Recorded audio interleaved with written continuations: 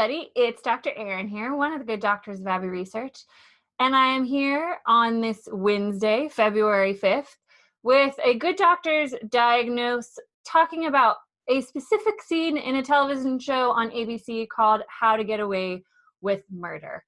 The premise of this show, the first season anyway, in which this scene takes place, each season starts with a murder, and then the rest of the season kind of backtracks in time to find out how that person got murdered, who did it, and how they're ostensibly going to get away with it. And it follows the main protagonist named Annalise Keating, who is a lawyer and also is a lecturer in Philadelphia at a fake university in Philadelphia.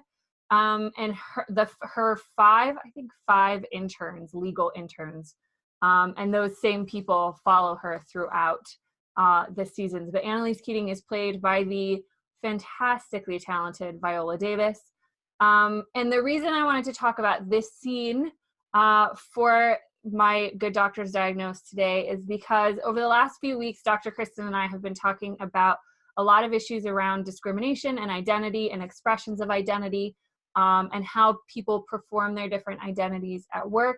And we started this conversation by talking about Black women's hair with a couple of blog posts, with Dr. Donnelly's review of Phoebe Robinson's You Can't Touch My Hair, with my book review of Brittany Cooper's fantastic Eloquent Rage.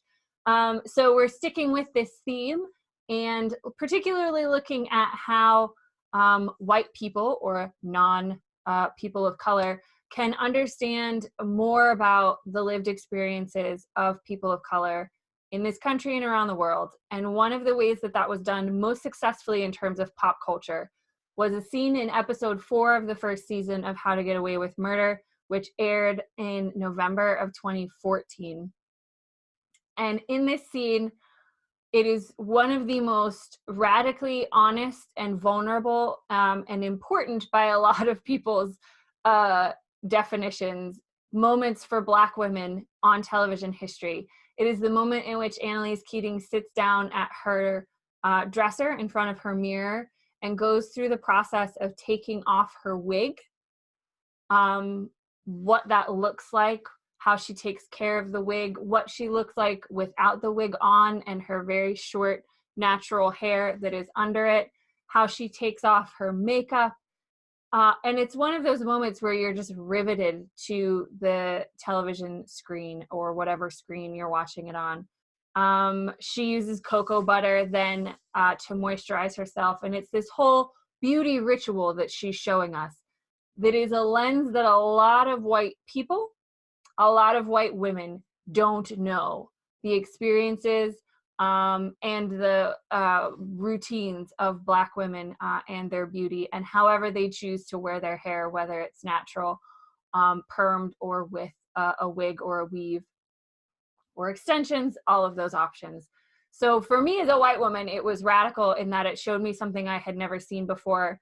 I have never been a person that's had a lot of Black women in my life, had a few friends over the years, but never on a level of this intimacy that I would have seen something like this. And so it's really important for these moments in television to show us things about people that are different than us that we might not understand, to show them this vulnerability and this look inside their lives and who they are in their private lives.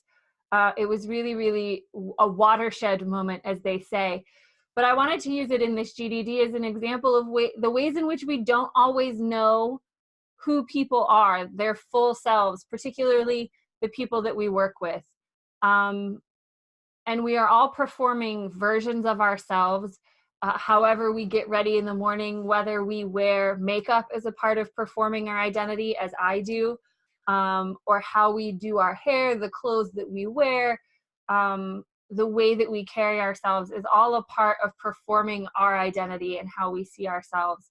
And we don't know what it looks like to take off those masks or wigs or parts of ourselves that we put on to be out in public. And so bear that in mind when you're thinking about your coworkers, particularly coworkers that might have different gender identities or sexual identities or ethnic identities than you, and take a little empathy and understanding into those interactions and into the way that you engage with those colleagues at work.